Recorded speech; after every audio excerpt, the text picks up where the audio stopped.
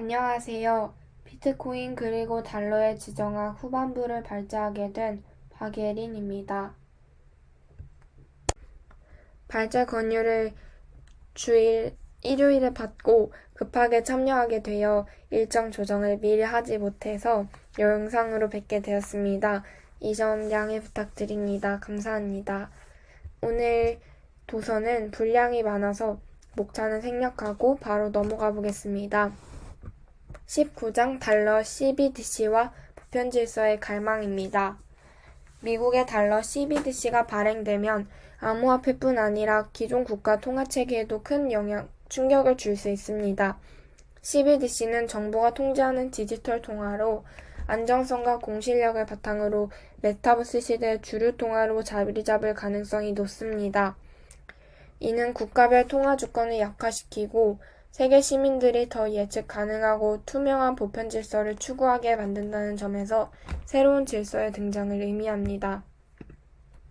다음은 달러와 국민국가의 공존입니다. 1945년 이후의 세계통화 금융 시스템은 케인즈와 화이트가 설계한 고정 환율 중심의 질서로 각국의 통화 주권을 보장하면서도 자본 이동을 통제하는 방식이었습니다. 이는 국제 무역의 안정을 꾀하면서도 국가 간 불균형을 조정하려는 절충이었습니다. 그러나 달러 CBDC는 이 체제의 균형을 위협할 수 있고 많은 국가들은 미국의 달러 패권에 불만을 품으면서도 근본위제나 세계화폐와 같은 극단적인 대안을 원하지 않고 있습니다. 결국 현재 시스템은 불완전하지만 여러 이해관계가 얽혀 있어 쉽게 바뀌기 어렵다는 것이 핵심입니다. 다음은 유로달러 자본이 국경을 뛰어넘다입니다. 유로달러는 미국 외 지역에서 거래되는 달러로 2차 세계대전 이후 국제금융이 국민국가의 통제를 벗어나게 된 현상입니다. 런던을 중심으로 형성된 이 시장은 미국의 금융규제를 피하고 더 높은 이자율을 제공하면서 글로벌 자금의 흐름을 재편했습니다. 특히 오일머니와 개발도상국의 외채 수요가 맞물리며 유로달러 시장은 폭발적으로 성장했고 결국 멕시코 외채 위기와 같은 세계적 금융위기의 원인이 되기도 했습니다. 미국 정부는 이 위기 속에서 국제적 조율자 역할을 하며 금융 시스템의 붕괴를 막기 위해 개입했습니다. 다음은 22장 칼 폴라니의 자본과 국민국가의 이중운동입니다. 유로달러는 자본 통제를 전제로 한 브레턴우즈 체제와는 모순되는 것으로 자본이 국민국가의 경계를 넘나드는 것을 상징합니다. 칼 폴라니의 이중운동 개념처럼 시장의 자유화와 이에 대한 국가의 통제 시도는 끊임없이 충돌했으며 유로달러는 국가 통제를 피해 성장한 글로벌 자본의 대표적인 사례입니다. 미국과 영국의 협조 부재, 기술 발전, 다국적 기업의 성장 등으로 인해 개별 국가의 자본 통제는 효과를 잃었고 결국 자본의 자유로운 이동은 되려 국가의 통제력을 약화시켰습니다. 이로써 자본과 주권 간의 긴장은 오늘날에도 계속되는 20세기판 이중운동으로 이어지고 있습니다. 다음은 23장 역외 신성한 국견선 때문에 생긴 법을 초월하는 세계입니다. 역외는 국가의 주권이 위치지 않는 국경 밖 여백에서 자본의 자유로운 이동을 가능하게 한 구조입니다. 조세 피난처와 역외 금융은 법과 규제를 피하면서도 거대 자본이 숨을 튈 수 있는 공간을 제공하였고 다국적 기업과 금융 허브 국가들이 이를 전략적으로 사용해 왔습니다.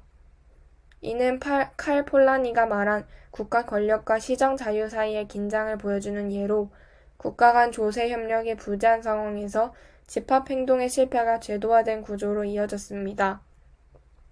역사적으로도 팔미라와 같은 중립적 교역 도시는 제국의 권력 바깥에서 무역과 금융의 중심지 역할을 해왔습니다. 다음은 바보야 중요한 건 세계체제야 24장입니다. 역의 금융과 자본의 자유로운 이동은 단순한 자유시장 논리가 아니라 국민국가라는 제도적 틀에서 비롯된 구조적인 결과물입니다. 칼 폴라니가 강조했듯이 자유로운 시장 역시 법과 제도의 산물이기에 무제한적 자본 이동은 결국 강력한 사법적 감시와 제국적 질서를 필요로 합니다. 현실에서 민주주의와 자유주의는 모두 세계체제라는 틀 안에서만 실현 가능한 가치이며 이상주의적 접근은 체제 자체를 약화시킬 수 있는 위험을 내포합니다. 따라서 세계체제에 대한 냉정한 인식과 제도적 한계 안에서의 균형 있는 선택이 무엇보다 중요합니다. 다음은 25장 방코르 중립적 규칙의 꿈입니다. 케인즈는 근본위제의 경직성과 위기 대응 한계를 비판하며 국제청산은행이 발행하는 추상적 통화 방코르를 제안했습니다.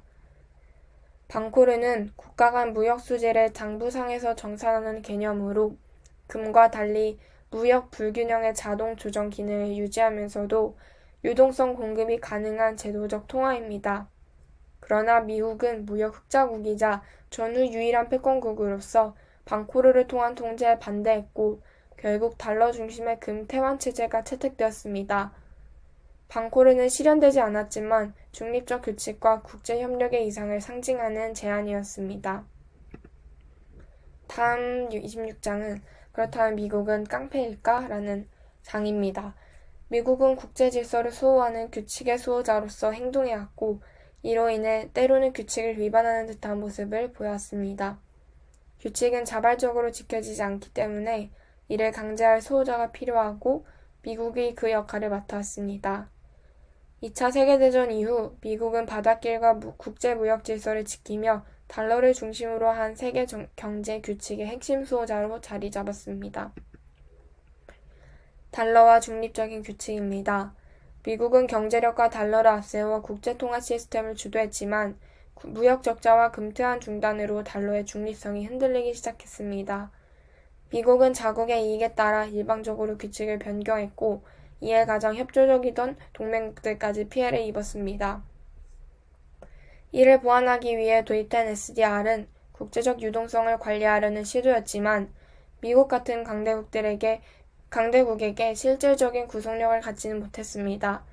결국 규칙을 만든 자가 그 규칙을 어길 때 가장 큰 피해는 성실하게 규칙을 지킨 국민들이 떠안게 됩니다. 달러와 부족 이론이라는 연구기관입니다. 2차 세계대전 이후 세계는 달러 부족을 겪었고 미국은 원조와 군사비 지출 등을 통해 달러를 해외에 공급하며 동맹국들과의 관계를 공고히 했습니다. 이러한 달러 유출은 미국의 무역 흑자 및 해외 투자 수익으로 다시 미국으로 돌아왔고 미국은 달러의 순환 구조를 통해 경제적 리더십을 유지했습니다. 당시 경제학자들과 정책 결정자들은 이 구조가 자동적으로 안정적이고 지속 가능할 것이라고 믿었지만 이는 실상과 동떨어진 낙관적인 착각이었습니다. 결국 미국의 수출 경쟁력 약화, 달러 신뢰 하락, 국제질서 불안정 등 현실적인 문제들이 누적되며 달러 부족 이론의 한계와 미국 주도 체제의 위기가 드러났습니다. 이어 1대1로 시진핑의 연구기간입니다. 중국은 미국 주도의 세계 질서에서 벗어나기 위해 1대1로를 통해 과잉 생산 문제와 외화 운용 문제를 동시에 해결하려는 패권 전략을 추진했습니다. 1대1로는 유라시아를 중심으로 중국의 영향력을 확장하고 미국의 해상 봉쇄에서 벗어나기 위한 지정학적, 경제적 구상이었습니다. 그러나 부패한 현지 정부, 부실공사, 고금리 창원 등으로 인해 1대1로는 현재 반중 정서를 키우고 중국이 원하는 안정적 영향력 확대에 실패하고 있습니다. 중국 역시 미국과 마찬가지로 패권의 연구기관을 믿고 있었으나 영향력 확대가 곧 더 큰 적대 세력을 불러오는 악순환에 빠지면서 그 한계를 체감하게 되었습니다. 다음은 미국 국채, 세계체제의 비용 지불입니다. 미국은 달러를 기축통화로 삼아 무역 적자에도 불구하고 세계 자원을 끌어오는 특권을 누려왔습니다. 이는 이상적 독재처럼 미국이 이익을 얻으면서도 세계 질서를 유지하는 구조였습니다. 그러나 달러 수요는 무한하지 않고 트리핀의 딜레마처럼 무역 적자와 신뢰 약화가 상충합니다. 그럼에도 미국의 국채와 이자율 메커니즘 덕분에 이 체제는 70년 넘게 유지될 수 있었습니다. 이어 스페인과 비교하며 미국의 부채 특권에 대해 보겠습니다. 미국은 기축통화국으로서 달러를 발행해 부채를 해결할 수 있어 스페인과 달리 고금리 위기에 쉽게 빠지지 않습니다. 같은 부채 수준에서도 미국은 낮은 이자율로 자금을 조달하고 채권 수요가 높아서 재정 적자를 지속할 수 있습니다. 반면 스페인은 유로존 통화 제약으로 인해 금리 급등과 경기 침체를 겪었고 긴축 재정에 내몰렸습니다. 미국은 또한 과거 플라자 합의처럼 일본의 통화 조정을 요구하며 무역 적자를 외부에 전가해온 역사도 있습니다. 이어 일본의 야심을 세계체제로 관리하다 32장입니다.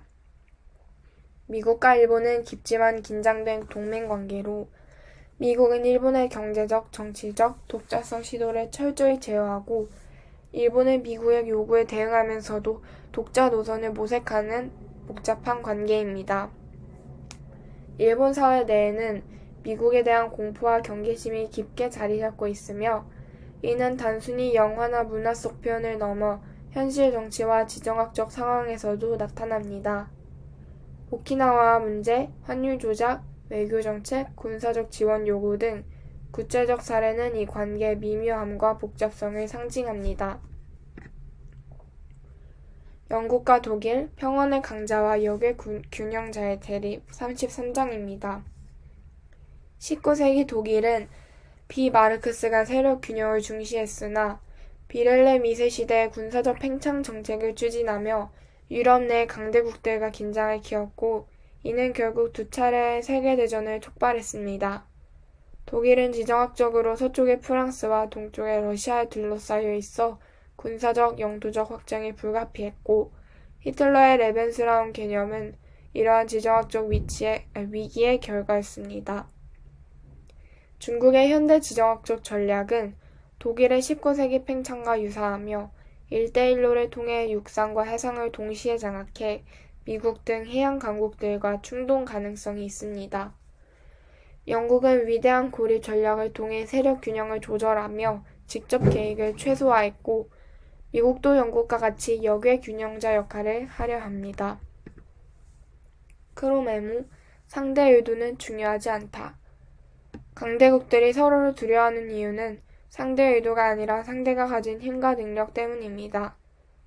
미국은 유라시아 대륙에서 단일 강대국이 등장하는 것을 막기 위해 지속적으로 개입해왔고 이는 유럽, 중동, 극동아시아에서 균형을 유지하려는 전략적 이유 때문입니다. 지정학적 현실은 강대국들이 자신의 영향권을 확보하려는 필연성을 띠며 강대국 간의 충돌과 긴장은 이런 힘의 균형과 불확실성에서 비롯됩니다. 다음은 35장 세계체제, 미국의 허약함을 반영하다입니다. 1차 세계대전 이후 미국은 국제 리더십을 맡을 준비가 부족했고 고립주의가 심화되며 세계체제가 불안정해졌습니다. 2차 세계대전 이후 미국은 적극적 리더십을 통해 보편주의의 세계질서를 구축했으나 이는 많은 비용과 희생을 요구하며 현실적인 제약에 부딪힙니다. 경제 불평등과 민주주의 특성 때문에 미국 내에서 세계체제 유지에 대한 민의가 약화되었고 이는 미국 주도의 국제질서의 미래를 투명하게 만들었습니다. 다음은 36장 중국 주도 세계질서의 모습입니다. 미국이 세계체제 리더십을 포기할 경우 중국이 대안으로 나서지만 그 질서는 전통적인 세계적, 보편적 가치와는 다릅니다. 중국은 내부 권위주의의 강화와 공격적 민족주의의 외교로 국제적인 신뢰를 잃고 있습니다. 또한 코로나19 대응 과정에서 드러난 중국의 폐쇄성과 권력 집중은 국제사회의 불신을 키웠습니다. 앞으로 중국 주도의 세계 질서는 기존 세계 질서와는 다른 방향으로 전개될 가능성이 높습니다. 다음은 중국이 직면한 세 가지 난관입니다. 미국은 초당적으로 강경한 대중 억제 정책, 트럼피즘을 펼치며 중국을 패권 경제 상대가 아니라 하위 국가로 간주하고 있습니다. 중국은 첨단 기술 자립과 경제 성장에 노력하지만 미국의 제재와 내부 구조적 문제로 어려움을 겪고 있습니다. 지정학적으로 중국은 서쪽의 험난한 지형과 해상교통로 통제 문제, 중동 에너지 의존 등으로 전략적 약점을 안고 있습니다.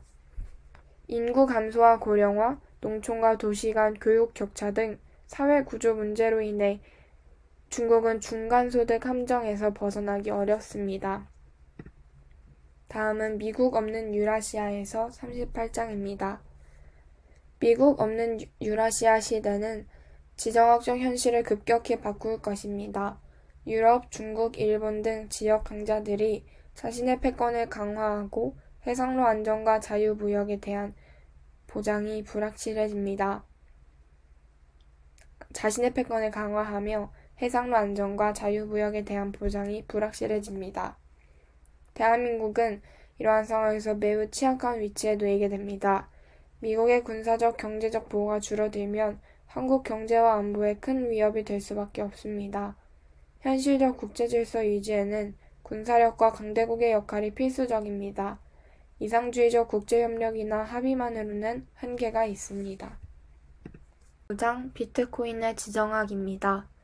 비트코인과 블록체인은 국가 권력이 개인과 기업을 통제하는 시대에 있어서 게임 체인저라고 볼 수 있습니다. 특히 미국과 중국 같은 강대국 간의 힘겨루기에서 비트코인은 자본 이동의 자유와 보편적 가치 저장 수단으로서 중요한 역할을 합니다. 사실 경제 공부라고 하면 고등학교 1학년에 통합사회에서 아주 간단하게 본 게 마지막이고, 그냥 수능 기출 비문학에서 브레턴 우즈 체제의 지문을 본 게 다여서 정말 이번 발제를 통해 많은 개념이랑 배경 그리고 지식들을 얻게 돼서 정말 뜻깊은 발제였습니다. 지금까지 경청해주셔서 감사합니다. 이상으로 발제를 마치겠습니다. 감사합니다.